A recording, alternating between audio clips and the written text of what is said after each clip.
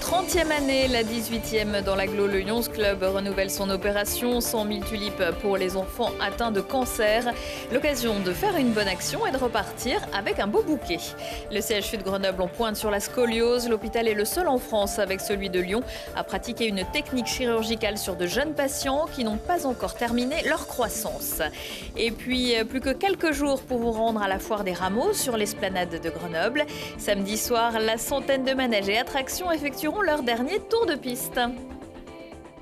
Bonsoir à tous, bienvenue dans ce JT du jeudi 12 avril 2018. À partir de 18h toutes les heures, retrouvez l'essentiel de l'actualité du Grand Grenoble en moins de 10 minutes. Une hirondelle ne fait pas le printemps, mais un bouquet de tulipes certainement. Depuis la semaine dernière, un champ de tulipes de l'avenue du Grand Sablon à La Tronche est en fleurs. Le Lions Club vous propose de venir cueillir un bouquet en échange de quelques euros pour les enfants malades du cancer, suivis par le CHU de Grenoble, aussi bien pour la recherche que pour l'amélioration des conditions d'hospitalisation. Laurie Baillet. Qui dit printemps, dit tulipe. Cette fleur aux multiples couleurs est synonyme d'espoir. Et comme chaque année à La Tronche, le champ de fleurs est ouvert pendant 3 semaines pour l'opération 100 000 tulipes pour les enfants atteints du cancer. Cette année particulièrement, c'est la 30e édition au niveau national et il a été demandé à chaque club planteur de faire une action particulière sur une journée. Sachant que notre club est surtout orienté vers des actions pour les enfants, c'était de trouver une activité autour des enfants. Donc nous avons la chance d'avoir la petite fille de René Gauthier qui nous met ce champ gracieusement à disposition. C'est une cavalière émérite qui a choisi de nous offrir 3 spectacles équestres. Puis entre les spectacles, il y a des ateliers, les enfants apprennent à approcher les poneys, les brosser, leur tresser la queue. Voilà, il y a un petit côté ludique autour du poney. Ici, le principe est simple, une cagette, 10 euros, 20 tulipes et une bonne action. Alors chaque année pour nous, les bénéfices de cette action vont au service du professeur Dominique Plantaz qui s'occupe du service pédiatrie du CHU et ce que l'on donne sert au service des enfants atteints de la maladie du cancer. Et une partie des bénéfices aussi va à l'association À chacun son Everest menée par Christine Jana à Chamonix. Et tout le monde y trouve son compte. C'est pas quelque chose de dur à faire, c'est quelque chose qui prend un quart d'heure et qui permet à une association de donner du bonheur aux enfants. C'est une maladie qui peut toucher tout le monde, que ce soit enfant, adulte, donc c'est important. On prend la tige tout en bas et après on la tire par le haut. Moi personnellement j'aime bien le rose et jaune, donc on associe toutes les couleurs qu'il y a. Il y en a pour tous les goûts, donc c'est pas mal. Le champ de tulipes de René Gauthier est ouvert jusqu'à fin avril de 10h à 19h, 7 jours sur 7. Chaque année, cette opération permet de reverser 25 000 euros au service du docteur Plantaz au CHU de Grenoble. Nicolas Hulot sera à Grenoble demain, une visite qui aura pour thème la qualité de l'air. Il présentera d'ailleurs une feuille de route sur la question dans l'après-midi à la préfecture. Le ministre de la Transition écologique et solidaire se rendra également sur la presqu'île pour poser la première pierre de Biomax et à Échirolles pour parler de prime à la conversion. Le blocage de l'UGA de nouveau voté à la mi-journée. Après une assemblée générale, les étudiants présents devant le bâtiment Stendhal se sont prononcés à 739 voix pour la reconduction du blocage, 250 contre. Pour protester contre la réforme d'entrée dans le supérieur, plusieurs bâtiments sont bloqués depuis la semaine dernière. Le DLSCT de Sciences et celui de Sciences Po viennent donc de s'ajouter à la liste. Tiens-toi droit, c'est souvent à l'occasion d'une visite médicale à l'école que la scoliose, une déviation de la colonne vertébrale, est diagnostiquée. Au CHU de Grenoble, les cas les plus graves peuvent être opérés grâce à une technique très particulière, déjà fréquemment utilisée au Canada et aux États-Unis. Une technique qui peut être utile alors même que l'enfant n'a pas terminé sa croissance. Julie Ségala. C'est une technique révolutionnaire qui peut changer la vie de nombreux adolescents. Allongé sur la table d'opération, ce jeune garçon de 14 ans souffre d'une scoliose sévère. L'objectif du professeur Courvoisier, redresser sa colonne vertébrale. L'objectif, c'est de placer des vis sur la convexité de la courbure et qui ensuite vont être reliées entre elles par un câble qu'on va tendre et qui va amener la courbure qui était comme ça, on va l'amener un peu comme ça. L'opération, réalisée sous radioscopie, ne dure que 2 heures. Peu invasive, elle ne nécessite que quelques incisions de 2 à 3 cm pour placer les 7 vis le long de la colonne vertébrale. Mais seuls certains patients âgés de 9 à 11 ans avec une scoliose d'au moins 40 à 45 degrés peuvent en bénéficier. L'idée, c'est de proposer cette opération à des gens qui seraient déjà éligibles à une opération en fin de croissance. Habituellement, l'opération conventionnelle, celle où on bloque la colonne vertébrale, elle se pratique plutôt vers 15-16 ans.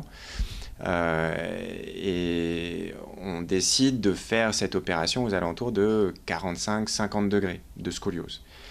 Imaginons qu'on ait déjà ce type de degré ou cette amplitude de scoliose à 9-10 ans, c'est long d'attendre jusqu'à 14-15 ans et le risque, c'est qu'on voit la scoliose s'aggraver malgré le traitement par corset. Emma est l'une de ces patientes. La scoliose de cette adolescente de 13 ans avait atteint plus de 75 degrés. Grâce à l'intervention, sa colonne vertébrale s'est considérablement redressée en seulement quelques mois. Oubliez le corset, Emma peut désormais vivre quasiment normalement. En fait, elle marchait vraiment carrément sur le côté, les épaules toutes désaxées, la hanche aussi. C'était ouais, même pour elle, je veux dire, elle osait même plus se mettre en t-shirt, en maillot de bain. C'était horrible. L'été dernier, c'était une catastrophe. Je me sens bien, mais j'ai un peu peur que les vis, genre, elles bougent. Enfin, voilà. Et voilà. Enfin, après, je peux pas faire beaucoup de choses. Je peux pas courir. Je peux pas. Mais je peux rien faire, quoi. Oui, pour l'instant. Mais... En France, ils ne sont que 2 à pratiquer ce genre d'intervention, l'un à Grenoble, l'autre à Lyon. Depuis 2014, le professeur Courvoisier a opéré une quinzaine d'adolescents. Si pour l'instant les résultats sont positifs, la technique doit encore faire ses preuves. Emma sera donc suivie jusqu'à la fin de sa croissance avec des radios tous les 6 mois pour contrôler l'évolution de sa scoliose. Samedi soir, des feux d'artifice illumineront le ciel grenoblois en dessous de la Bastille pour signaler que les festivités de la Foire des Rameaux seront terminées. 23 jours pendant lesquels petits et grands ont pu vivre des émotions, des frissons et des moments de gourmandise au milieu de près d'une centaine d'attractions et de stands. Lina Badreddine y est même retournée plusieurs fois.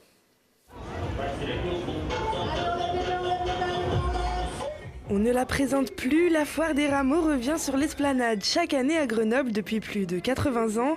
Une cinquantaine d'attractions et de nombreux jeux et casinos, mais cette année, côté bénéfice, la foire est un peu en dessous. Sur le bilan, on va dire, financier, c'est un peu plus difficile que les années précédentes. C'est dû au calendrier de la fête des Rameaux qui est très en avance cette année. L'année prochaine, on aura une autre configuration. Et oui, pour cette édition, la pluie n'a pas manqué d'arroser le sol grenoblois. Si la fête était plus tôt, c'est à cause du Jour des Rameaux qui célèbre l'entrée de Jésus à Jérusalem.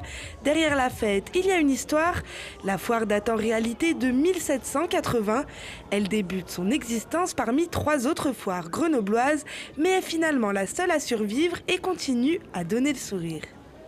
Notre but, c'était les autotamponneuses, donc on les a trouvées facilement.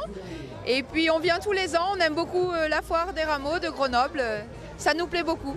Non, ça fait pas peur, ça fait l'impression qu'on se retourne et tout, c'est trop bien.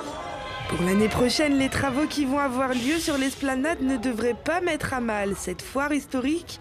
Mais comment ne pas lasser les habitués au fil des éditions? Il n'y a pas de secret. On a eu quelques nouveautés cette année, on a eu le take-off derrière. Et puis l'Aviator qui est derrière moi aussi.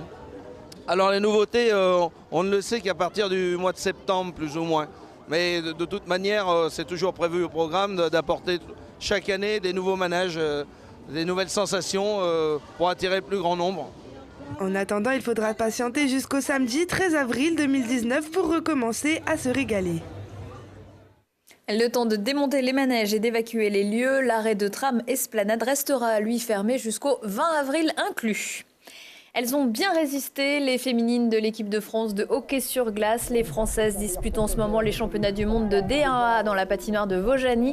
Mercredi soir, les Bleus ont battu l'Autriche 3-2 au terme d'un match à suspense et devant un public nombreux et ravi. Rapidement menées 2-0, les Françaises marquent leur premier but à la 9e minute et profitent d'une supériorité numérique pour égaliser la 26e minute. Le 3e but des Françaises sera marqué à 9 secondes de la fin. Prochain match pour les hockeyeuses tricolores, vendredi soir contre leurs homologues hongroises. Et puis clap de fin pour Teiva Jacquelin, victime vendredi dernier d'une déchirure de 10 cm à un ischio pendant le match de Pro D2 de Grenoble contre Aurillac. L'ailier tahitien ne disputera ni le match de dimanche contre Angoulême ni les playoffs. La saison est terminée pour lui alors qu'il revenait tout juste après une autre blessure. Arrivé de Toulon, il n'aura donc disputé que 12 matchs cette saison avec le FCG. Prochain rendez-vous avec l'actu dans 1 heure et en replay sur telegrenable.net. Excellente soirée à tous.